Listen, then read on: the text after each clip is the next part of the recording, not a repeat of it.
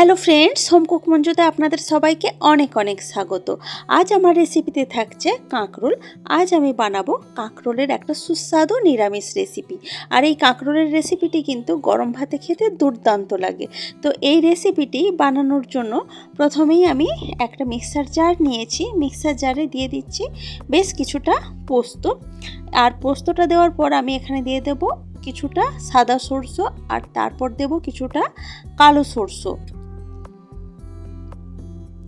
তো পোস্ত পরিমাণটা একটু বেশি আছে, তারপর সাদা সরষে বা হলুদ সরষে যেটা হয় সেটা দিয়েছি, আর তারপর কালো সরষে দিয়েছি এবং এটাকে আমি শুকনোই কিছুটা গুঁড়ো করে নিয়েছি।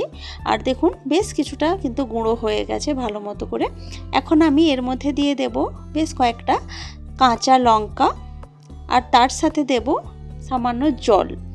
এখন জলটা দিয়ে আর কাঁচা লঙ্কাটা দিয়ে আমি এই পোস্ত সরষের আমি একটা পেস্ট বানিয়ে নেব।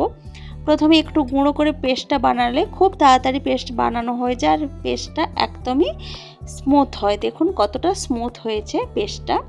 তো এই পেস্টটাকে এখন ঢাকা দিয়ে রেখে দেব।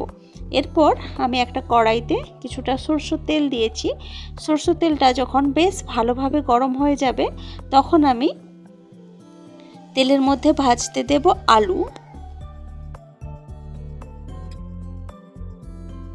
তো এখানে একটু মোটা করে লম্বা লম্বা করে আলু আমি কেটে রেখেছি। এখন এই আলুগুলোকে এই তেলের মধ্যে ভাজতে দিচ্ছি। একটা সুন্দর কালার আসা পর্যন্ত আমি আলুগুলোকে ভেজে নেব।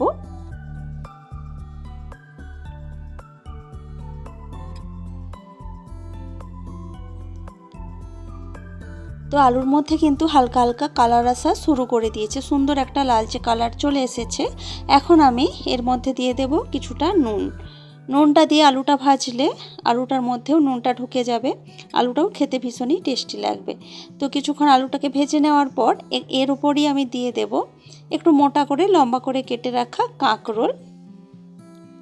তো কাঁকরোল আর আলু আমি একই সাথে এখন বেশ কিছুক্ষণ ধরে ভালোভাবে ভেজে নেব। কন্টিনিউ এইভাবে নেড়ে চেড়ে কিন্তু আমি কাঁকরোল আর আলুটাকে ভেজে নিচ্ছি।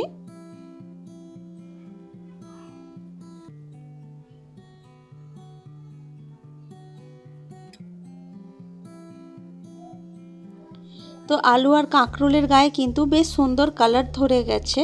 এখন এইভাবেই নাড়াচাড়া করে কিছুক্ষণ ভেজে নেওয়ার পর আমি আলু আর কাঁকরোলটাকে তুলে রাখছি তেলের মধ্যে থেকে।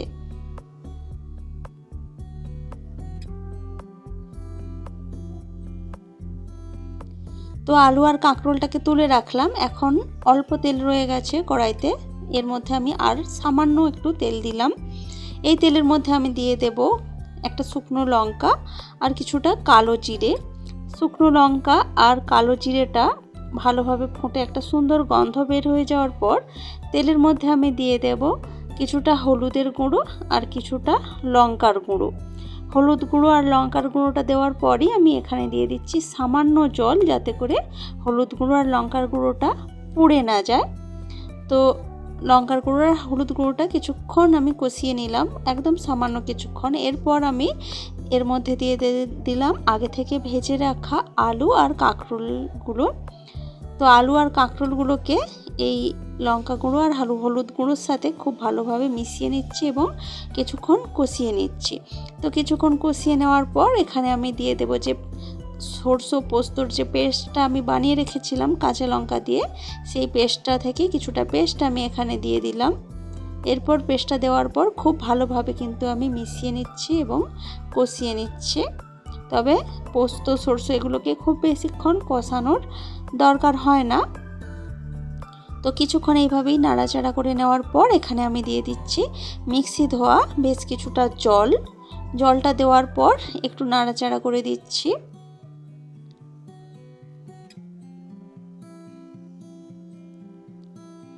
তো এরপর আমি এখানে দিয়ে দেব দুটো মতো চেরা কাঁচা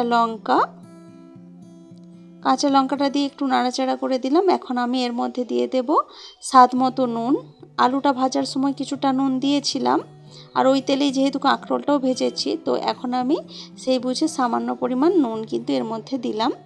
আপনারা আপনাদের স্বাদ মতো দেবেন। এরপর ঢাকা দিয়ে রেখেছিলাম প্রায় 4 থেকে 5 মিনিট। 4 থেকে 5 মিনিট খুব ভালোভাবে ফুটতে দিয়েছি।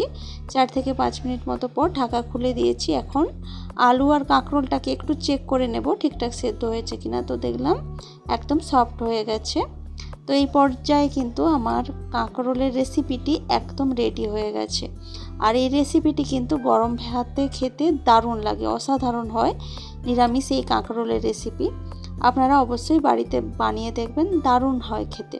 তো রেসিপিটি আপনাদের কেমন লেগেছে সেটা কিন্তু কমেন্ট করে অবশ্যই জানাবেন।